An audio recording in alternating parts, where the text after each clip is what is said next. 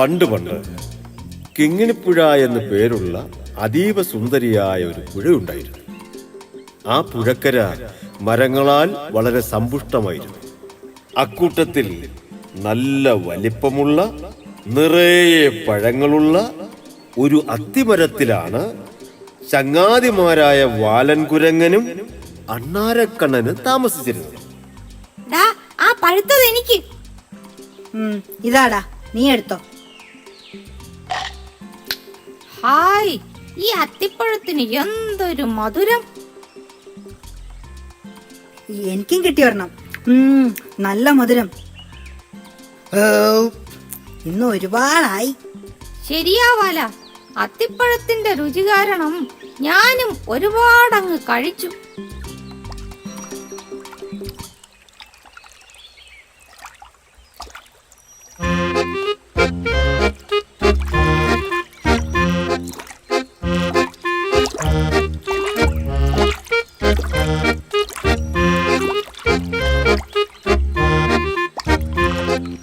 എനിക്കും തരുമോ അത്തിപ്പഴം? നല്ല വിശപ്പുണ്ട്. മുതല പഴങ്ങൾ കഴിക്കുമോ? വിശന്നാൽ എന്തും കഴിക്കും.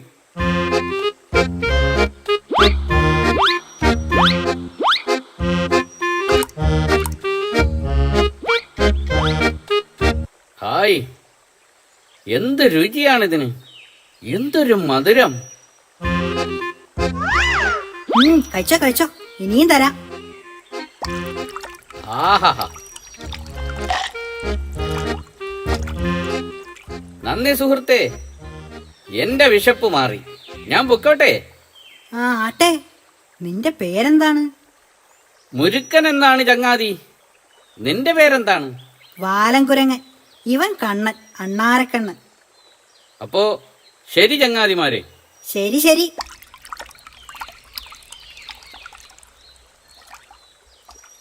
മുരുക്കൻ, പേര് കേട്ടാൽ അറിയാം ചങ്ങാത്തത്തിന് പറ്റിയ ആളല്ല. ആര് പറഞ്ഞു? പാവ മുതലച്ചാൽ. പാവമോ? അവൻ മറ്റു ജീവികളെയൊക്കെ പിടിച്ചു തിന്നുന്ന മുതലയാണ്. അവസരം കിട്ടിയാൽ അവൻ നമ്മളെയും തിന്നും. സൂക്ഷിച്ചാൽ ദുഃഖിക്കേണ്ട.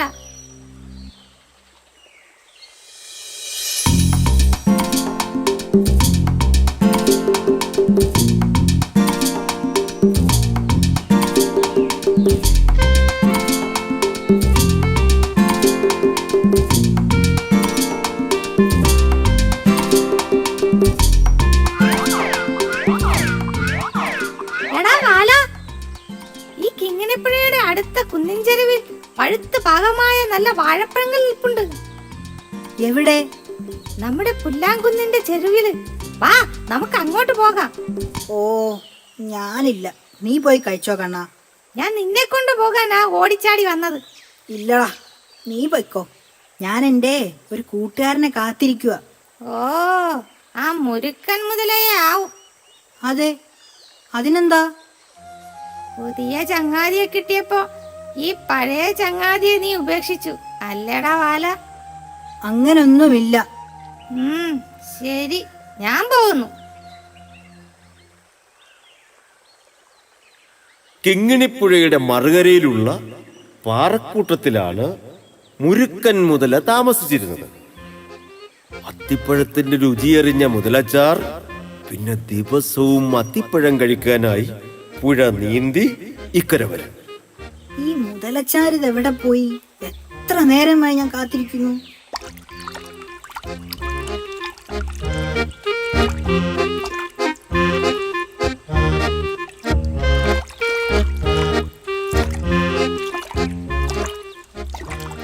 കാത്തിരുന്ന് മടുത്തോ കൂട്ടുകാരാ? പിന്നെ നിനക്ക് തരാനായി അത്തിപ്പഴങ്ങൾ ഞാൻ എടുത്തു വെച്ചിട്ട് നേരം എത്രയായി? ക്ഷമിക്കൂ ചങ്ങാതി, ഞാൻ എത്തിയല്ലോ.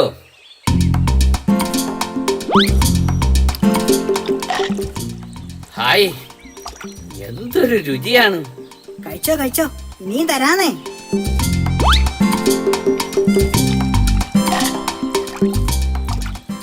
എന്തൊരു രുചിയാണ്! ഐ,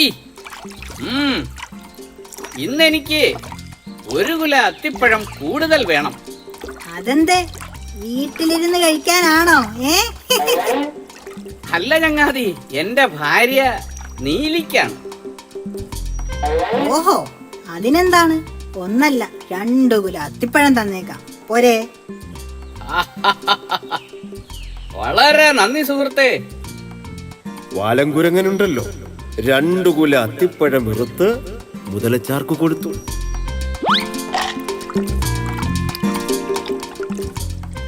അതും കൊണ്ട് മറുകരയിലുള്ള തന്റെ വീട്ടിലേക്ക് മുരുക്കൻ തിരികെ പോയി.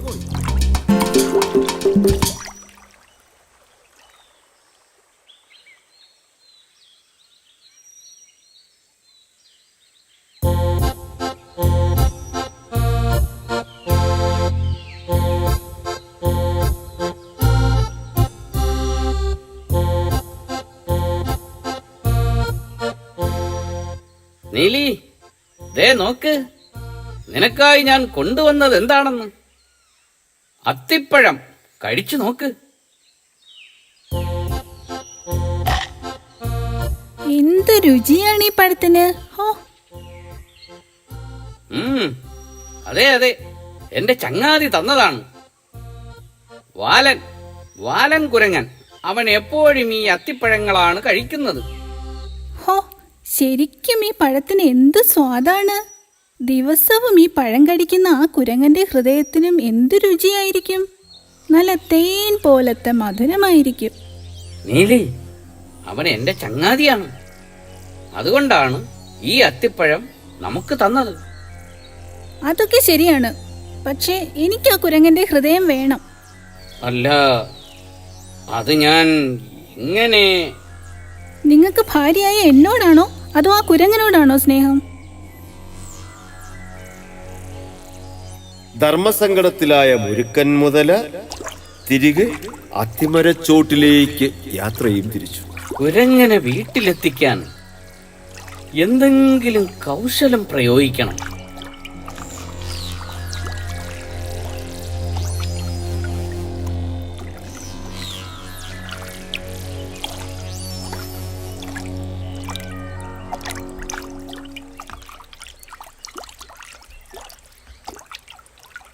ചങ്ങാതി, വാല. ഇതാര്? മുതലച്ചാര? എന്തേ, അത്തിപ്പഴം തികഞ്ഞില്ലേ?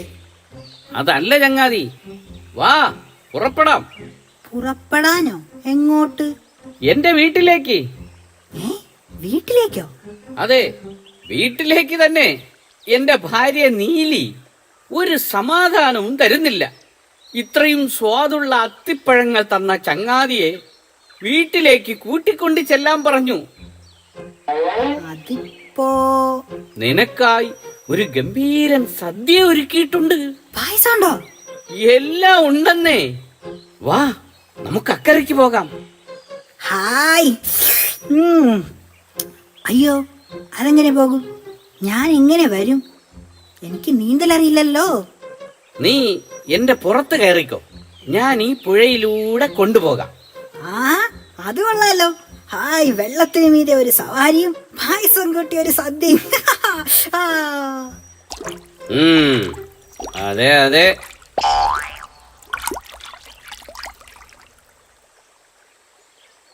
അങ്ങനെ വാലങ്കുരങ്ങനെയും പുറത്തിരുത്തി മുതലച്ചാര് പുഴയിലൂടെ മുന്നോട്ട് നീങ്ങി. പുഴയുടെ ഒത്ത നടുവിലെത്തിയപ്പോ മുരുക്കൻ മുതല ശരിക്കുള്ള സത്യം പറഞ്ഞു. എടാ കുരങ്ങ, നിനക്കിന്ന് സദ്യയില്ല. നീയാണ് ഇന്നത്തെ സദ്യ.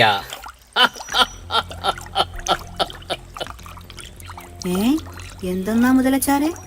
നിന്നെ കൂട്ടിക്കൊണ്ടുപോകുന്നത് സദ്യ തരാനല്ല. പിന്നെ?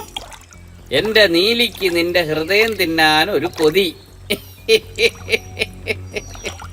അവൻ മറ്റു ജീവികളെയൊക്കെ പിടിച്ചു തിന്നുന്ന മുതലയാണ്. അവസരം കിട്ടിയാൽ അവൻ നമ്മളെയും തിന്നും. അയ്യോ, മുതലച്ചാർക്ക് ഇത് നേരത്തെ പറഞ്ഞുകൂടായിരുന്നോ? ദേ നോക്കിയേ, ഇത്ര അധികം അത്തിപ്പഴം ഞാൻ പറിച്ചതുപോലും മുതലച്ചാരുടെ ഭാര്യ നീലിക്ക് സമ്മാനം കൊടുക്കാനല്ലേ. കൗശലമേൽക്കുന്നുണ്ട് എന്ന് മനസ്സിലാക്കിയ കുരങ്ങൻ പറഞ്ഞു, എന്റെ ഹൃദയം മുതലച്ചാരുടെ ഭാര്യയ്ക്ക് കൊടുക്കുന്നതിൽ എനിക്ക് സന്തോഷമേ ഉള്ളൂ. പക്ഷേ എന്തു പക്ഷേ? ആരും എടുക്കാതിരിക്കാൻ ഞാൻ എൻ്റെ ഹൃദയം അത്തിമരത്തിന്റെ ഏറ്റവും മുകളിലുള്ള ഒരു പൊത്തിലാ സൂക്ഷിച്ചിരിക്കുന്നത്. നേരത്തെ പറഞ്ഞിരുന്നേൽ അത് അവിടെ നിന്ന് എടുത്തുകൊണ്ട് വരായിരുന്നു. ഇനിയിപ്പോ എന്തു ചെയ്യും? എന്തു ചെയ്യാൻ? നമുക്ക് തിരികെ പോയി എടുത്തോണ്ട് വരാം.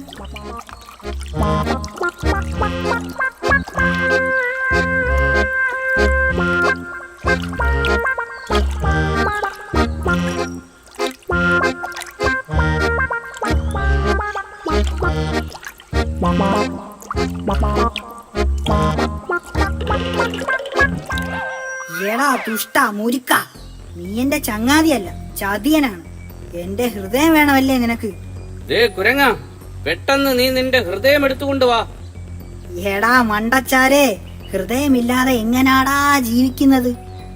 അത് മാറ്റി വേറൊരിടത്ത് വെക്കാൻ പറ്റുമോ?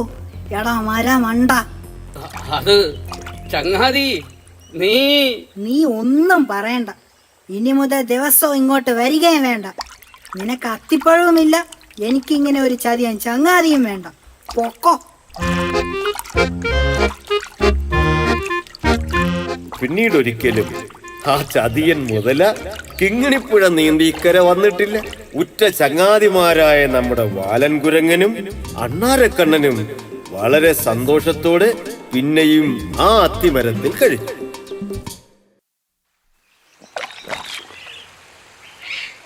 പുഴയുടെ തീരത്തൊരു കല്ലിന്റെ മുകളിൽ നിരാശനായി ഇരിക്കുകയായിരുന്നു ഒരു കുഞ്ഞനെലി. പാവമെലി വളരെ സങ്കടത്തിലായിരുന്നു. അന്നേരം ആ വഴിയൊരു മുയലമ്മ വരികയുണ്ടായി.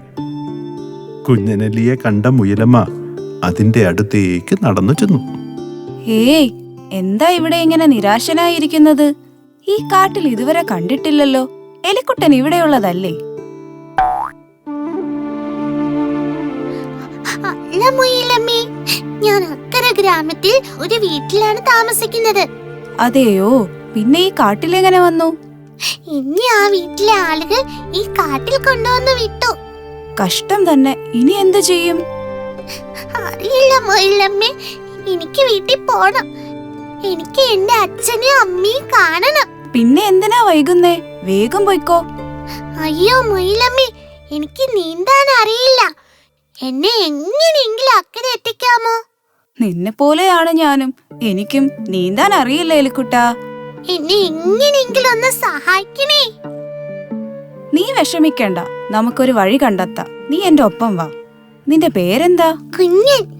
അങ്ങനെ നമ്മുടെ കുഞ്ഞനെലിയും മുയലമ്മയും കൂടി പുഴയുടെ തീരത്ത് നിന്ന് ഉൾക്കാട്ടിലേക്ക് നടന്നു. നമ്മളിപ്പോൾ പോകുന്നത് ചിങ്കൻ കൊക്കിന്റെ അടുത്തേക്കാണ്. ചിങ്കൻ വിചാരിച്ചാൽ നിസ്സാരമായി കുഞ്ഞൻ അക്കരെ എത്താം. ഇരുവരും വളരെ പ്രതീക്ഷയോടെ ചിങ്കൻ കൊക്കിന്റെ അടുത്തേക്ക് നടന്നു. അതേ തവളച്ചേട്ടാ, ഞാൻ പറഞ്ഞത് സത്യമാണ്. ഞാൻ പണ്ട് ഒരു ആനയെ പുറത്ത് കയറ്റി പറഞ്ഞിട്ടുണ്ട്. എന്നെ കളിയാക്കിയതാണോ? ഇവിടെ നിന്ന് പൊയ്ക്കോ, ഇല്ലേ ഞാൻ കൊത്തും.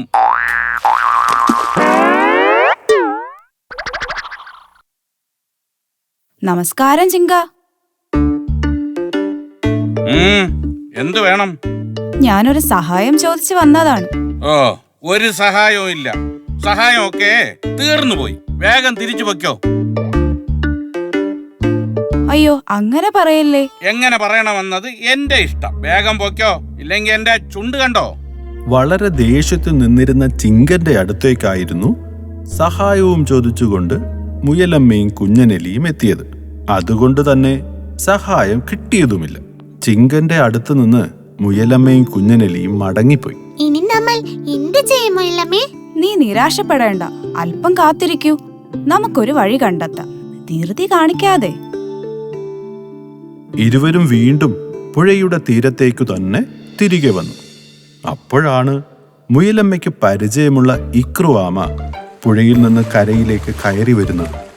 ദേ നോക്ക് മുയലമ്മേ, ഒരു ആമയല്ലേ അത്? ആ, അതെ. അല്ല, ഇതാരാ മുയലമ്മയോ? എന്താ ഇവിടെ?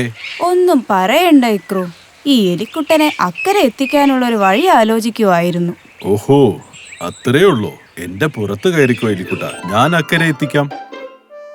എലിക്കുട്ടാ, അബദ്ധം കാണിക്കല്ലേ. പുഴയിൽ മുതലയുണ്ട്, അത് അപകടകാരിയാണ്. അതെന്താ മുയലമ്മേ അങ്ങനെ പറഞ്ഞത്? എന്നെ ഒട്ടും വിശ്വാസമില്ലാത്തതുപോലെ. അങ്ങനെയല്ല ഇക്രു, മുതല വന്നാൽ നിനക്കൊന്നും ചെയ്യാൻ പറ്റില്ല. മുയലമ്മ ഒന്നും പറയണ്ട, എനിക്ക് പോയേ പറ്റൂ. അച്ഛനും അമ്മയും എന്നെ കാണാതെ വിഷമിക്കുകയായിരിക്കും. എനിക്കറിയാം എലിക്കുട്ടാ, നീ അല്പം കൂടി കാത്തിരിക്കൂ, നമുക്ക് മറ്റൊരു വഴി കണ്ടെത്താം. വേണ്ട വേണ്ട മുയലമ്മേ, ഞാൻ ആമച്ചേട്ടനൊപ്പം പോകുക. മുയലമ്മ വിഷമിക്കണ്ട, അപകടമൊന്നും വരാതെ ഞാൻ എലിക്കുട്ടനെ അക്കരെ എത്തിക്കാം. എന്താ പോരെ? ആമയുടെ പുറത്ത് കയറി യാത്ര തുടങ്ങിയ എലിക്കുട്ടൻ വളരെ സന്തോഷത്തിലായിരുന്നു. താൻ തന്റെ വീട്ടിലേക്ക് പോകുന്നു. അതിന്റെ സന്തോഷമാണ് അവന്. പുഴയിൽ വിരിഞ്ഞു നിൽക്കുന്ന താമരപ്പൂക്കളിൽ നിറയെ തുമ്പികളും ശലഭങ്ങളും ഒക്കെ ഉണ്ടായിരുന്നു. യാത്രയുടെ പകുതിയായപ്പോൾ ആമയുടെ മുന്നിലായി ഒരു മുതലയെ കണ്ട എലിക്കുട്ടൻ ശരിക്കും ഭയന്നു. അമ്പോ, മുതല! എലിക്കുട്ട, നമ്മൾ ഇനി എന്തു ചെയ്യും? വേഗം പോ, ഇല്ലെങ്കിൽ ആ മുതല നമ്മളെ തിന്നും. ഓഹോ, എന്നെ കടന്നു പോകാനുള്ള ധൈര്യമോ? മുതലച്ചാരെ, ഞങ്ങളെ ഒന്നും ചെയ്യല്ലേ, വെറുതെ വിടണേ. പിന്നെന്താ, വെറുതെ വിടാമല്ലോ. അല്ലെങ്കിൽ പിന്നെ വെറുതെ വിടാം. ഇപ്പോ നിങ്ങൾ ഇവിടെ നിൽക്ക്. മുതലച്ചേട്ടാ, എനിക്ക് എന്റെ വീട്ടിൽ പോണം, വെറുതെ വിടണേ. എന്റെ മുന്നിൽ വന്നവരാരും വെറുതെ പോകാറില്ല.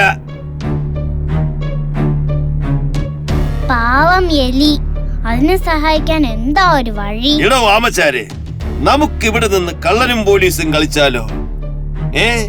ഞാൻ പോലീസ്, നിങ്ങൾ ഓടിക്കോ. നിങ്ങളെ ഞാൻ പിടിച്ചാൽ എന്റെ വയറ്റിലാക്കും.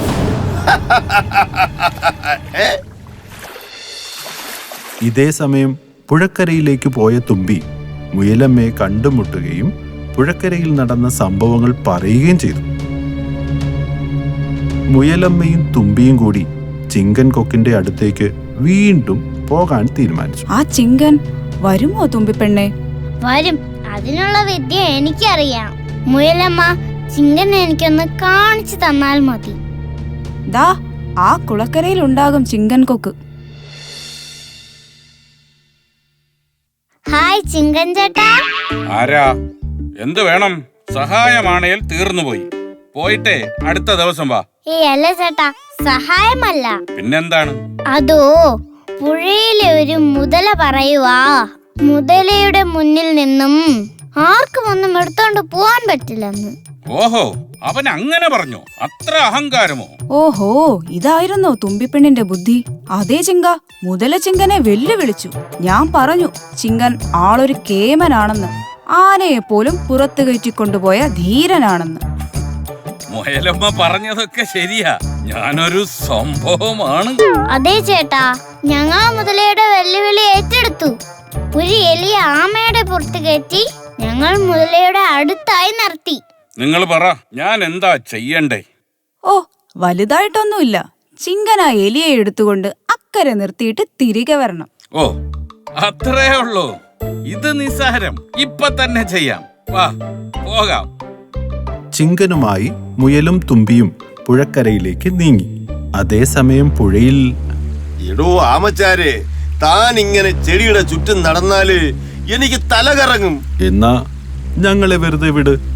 അല്ലേ കുഴപ്പമില്ല, നിങ്ങൾ ചെടിയുടെ ചുറ്റും കറങ്ങിക്കോ. മുയലമ്മ പറഞ്ഞത് കേട്ടാ മതിയായിരുന്നു, ഞാൻ വെറുതെ ധൃതി കാണിച്ചു. ശരിയാ, ഞാനൊന്നും ചിന്തിക്കാതെ എടുത്തു ചാടി. മുയലമ്മ പറഞ്ഞത് കേട്ടിരുന്നേ, ഇങ്ങനെ ഒന്നും സംഭവിക്കില്ലായിരുന്നു.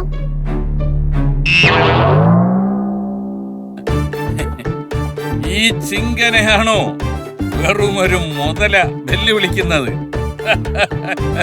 പാവം എലിക്കുട്ടൻ അങ്ങനെ തന്റെ ഗ്രാമത്തിലേക്ക് മടങ്ങി. എലിക്കുട്ടന്റെ അച്ഛനും അമ്മയും അവനെ കാത്തിരിക്കുന്നുണ്ടായിരുന്നു. എടുത്തു ചാടി അപകടത്തെ വിളിച്ചു വരുത്തിയതിൽ ആമ വല്ലാതെ വിഷമിച്ചു. തുമ്പിയുടെ ബുദ്ധിപരമായ നീക്കത്തെ മുയലമ്മ വാനോളം പുകഴ്ത്തി. മുതലയെ തോൽപ്പിച്ച സന്തോഷത്തിൽ അങ്ങനെ നമ്മുടെ ചിങ്കൻ കൊക്ക് വനത്തിലെ താരമായി മാറുകയും ചെയ്തു.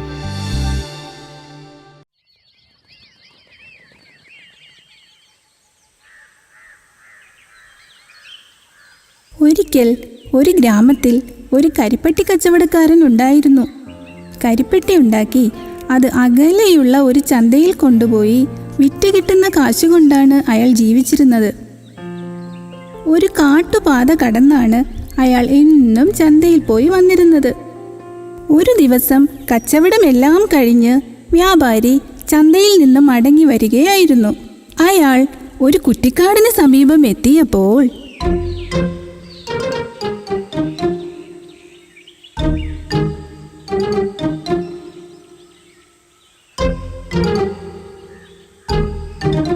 ഒരു ചാക്ക് കെട്ടല്ലേ അത്? അത് അനങ്ങുന്നുണ്ടല്ലോ. അതെന്താണെന്ന് നോക്കാം. വ്യാപാരി ചാക്കുകെട്ടിനടുത്ത് എത്തിയതും അതിനുള്ളിൽ നിന്ന് ഒരു കരച്ചിൽ കേട്ടു. അയ്യോ അയ്യോ, രക്ഷിക്കണേ, രക്ഷിക്കണേ, എന്നെ രക്ഷിക്കണേ. രക്ഷിക്കാനോ? നീ ആരാണ്? ഇതിനുള്ളിൽ എങ്ങനെ പെട്ടു? ഞാനൊരു മുതലയാണ്. എന്നെ ഒരു വേടൻ കുടുക്കിൽപ്പെടുത്തി ഇതിനുള്ളിൽ കെട്ടിയിട്ടതാണ്. എന്നെ ഒന്ന് രക്ഷിക്കാമോ? രക്ഷിക്കാനോ? നീയൊരു മുതലയല്ലേ? നിന്നെ രക്ഷിച്ചാൽ നീ എന്നെ ഭക്ഷിക്കില്ലേ? ഇല്ല, ഞാൻ നിന്നെ ഒരിക്കലും ഭക്ഷിക്കില്ല. നീ എന്നെ രക്ഷിച്ചാൽ ഞാൻ പ്രത്യുപകാരവും ചെയ്യും. നീ പറയുന്നത് വിശ്വസിക്കാമല്ലോ അല്ലേ? തീർച്ചയായും വിശ്വസിക്കാം. എങ്കിൽ ഞാൻ നിന്നെ രക്ഷിക്കാം. മുതലയുടെ വാക്ക് വിശ്വസിച്ച വ്യാപാരി ആ ചാക്കിന്റെ കെട്ടുകൾ അഴിച്ച് മുതലയെ രക്ഷപ്പെടുത്തി.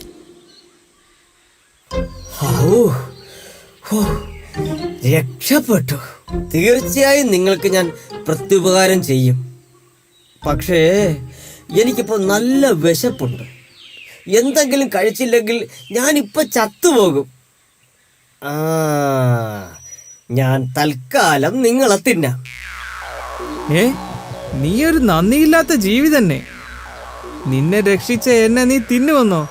ഇത് നീതിയല്ല. നീ എൻ്റെ ഇരയാണ്. സംശയമുണ്ടെങ്കിൽ നമുക്ക് ആരോടെങ്കിലും ചോദിക്കാം. ശരി. അപ്പോഴാണ് അതുവഴി ഒരു പാമ്പ് ഇഴഞ്ഞു വന്നത്. ആ പാമ്പിനോട് ഇരുവരും ഈ സംശയം ചോദിച്ചു. മുതല പറഞ്ഞതാണ് ശരി. നീ മുതലയുടെ ഭക്ഷണമാണ്. ഇത് ഞാൻ അംഗീകരിക്കില്ല. എങ്കിൽ മറ്റൊരാളോടുകൂടി ചോദിക്കാം. എന്നിട്ട് നിന്നെ ഞാൻ തിന്നു.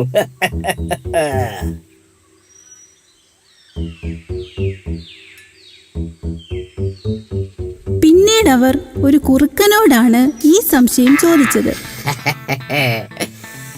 നിങ്ങൾ രണ്ടുപേരും പറഞ്ഞതിൽ കാര്യമില്ലാതില്ല. എങ്കിലും താത്വികമായി പറഞ്ഞാൽ വിശപ്പുള്ള മുതലയ്ക്ക് കിട്ടിയ ഇരയെ തിന്നാൻ അവകാശവും ഉണ്ട്. പറഞ്ഞതൊന്നും ശരിയല്ല. രക്ഷിക്കുന്നയാളെ ഭക്ഷിക്കുന്നത് നീതിയല്ല. അപ്പോൾ അതുവഴി ഒരു വഴിയാത്രക്കാരൻ വന്നു. അയാളുടെ അഭിപ്രായവും കൂടി അറിയാൻ അവർ തീരുമാനിച്ചു. മറ്റു രണ്ടുപേരും പറഞ്ഞത് തന്നെ ഈ മനുഷ്യനും പറയും. ഞാൻ നിന്നെ തിന്നുകയും ചെയ്യും. കാര്യങ്ങളെല്ലാം വ്യക്തമായി മനസ്സിലാക്കിയതിനു ശേഷം മാത്രമേ ഞാൻ ഒരു അഭിപ്രായം പറയുള്ളൂ. സത്യത്തിൽ ആദ്യം എന്താണ് ഉണ്ടായത്? ഞാൻ ചന്തയിൽ പോയിട്ട് ഇതുവഴി വരികയായിരുന്നു. അതൊന്ന് നടന്നു കാണിക്കാമോ? ദാ ഇങ്ങനെ. ഇപ്പോൾ എനിക്ക് കാര്യം മനസ്സിലായി.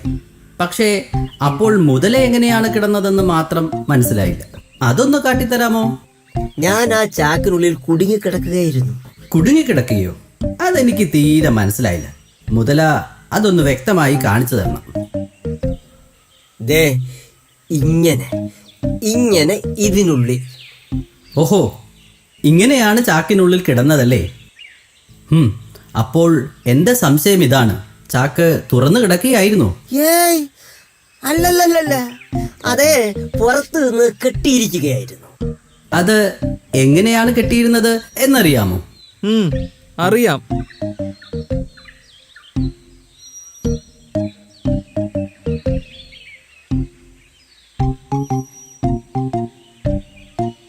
ഇപ്പോഴാണ് കാര്യങ്ങൾ പൂർണ്ണമായി മനസ്സിലായത്. ഈ ചാക്കുകെട്ടിനുള്ളിൽ മുതല അങ്ങനെ തന്നെ കിടക്കട്ടെ. ഇതിനുള്ളിൽ കിടന്ന് അവൻ വിശപ്പടക്കട്ടെ. രക്ഷിക്കുന്നവനെ ഭക്ഷിക്കുന്നത് നീതിയല്ല. എന്റെ ജീവൻ രക്ഷിച്ച നിങ്ങളെ ഞാൻ ഒരിക്കലും മറക്കില്ല. രക്ഷിച്ചവനെ ഭക്ഷിക്കുന്നത് നീതിയല്ല.